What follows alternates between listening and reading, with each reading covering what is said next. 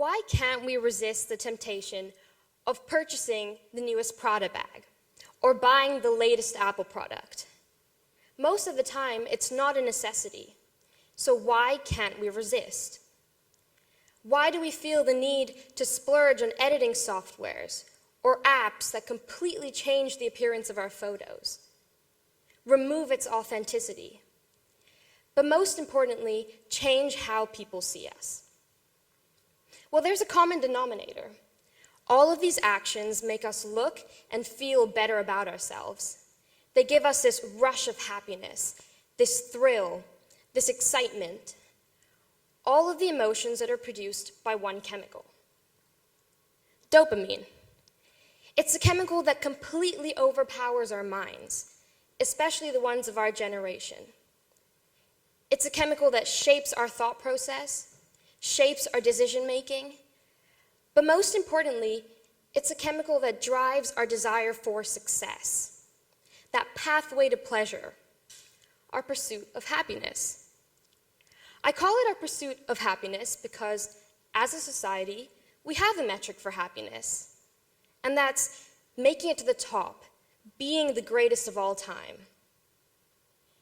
But that success isn't achieved by completing a singular task or a singular goal. Sure, you'll experience this fleeting moment of joy, that fleeting rush of dopamine, but that's never enough. Because by nature, like any chemical, dopamine is addictive, and as a result, success is addictive. It's completely counterintuitive. It goes against all the theories we've accustomed ourselves to, the ones that tell us that the more we obtain an item, the less satisfied we get each time we consume it. If you were to offer me a slice of pizza, I would accept it. But if you were to offer me a slice of pizza for breakfast and lunch and dinner for the next 3 months, it wouldn't strike me as appealing.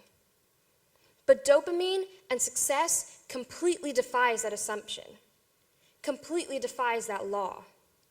As soon as we attain it, we want more. But then why is it that despite everybody's underlying desire for everything to work out in our favor, is success achieved at its highest level by only a select few individuals? Why is Michael Jordan the face of the NBA? He definitely wasn't the only tall player on the court, and he wasn't the only amazing athlete of his time. So why did he make it to where he did? Why is Warren Buffett the CEO of an elite business when there are so many other incredible investors out there who could be more progressive in their thoughts, who could have a better understanding of investment strategies? Why was it him? I noticed that there's this special ingredient here, this underlying element, that every successful athlete, businessman, or scientist possesses. Completing a singular task or a singular goal is never enough for any of us, but it's especially not enough for any of them. Positive results come from completing one task well, then another, and then another, until slowly but surely you're making a difference and you're creating noticeable change. By completing one task well, sure, you can influence what people think about your athletic abilities, what they think about your business. But by completing tasks well consistently and over a long period of time, you now have the ability to influence how people think. It's not about influencing what people think, it's about influencing how people think. Technological advancements, medical innovations, scientific research, they're all impressive because the person developed a vaccine, or built a light bulb, or won a Grand Slam.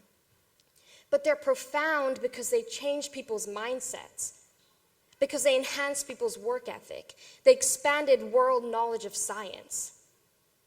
Take Warren Buffett for an example, self-made billionaire. The way I see it is every stock that he owns is a completion of one task. But it's his long-term mindset that allowed him to succeed. His most well-known quote is, "If you aren't thinking about holding a stock for 10 years, don't even think about holding it for 10 minutes." Sure, he can easily influence what people think about his business, but by perpetuating that long-term mindset, he can now influence how people think. It's not about influencing what people think, it's about influencing how people think. But influencing how people think doesn't necessarily mean changing their mindset or changing their work ethic. It can also be the selling point in itself. Take Sir Isaac Newton for an example. He couldn't simply run around telling everyone that gravity exists and it's the basis of everything we've ever known, because no one would believe him. Why would they?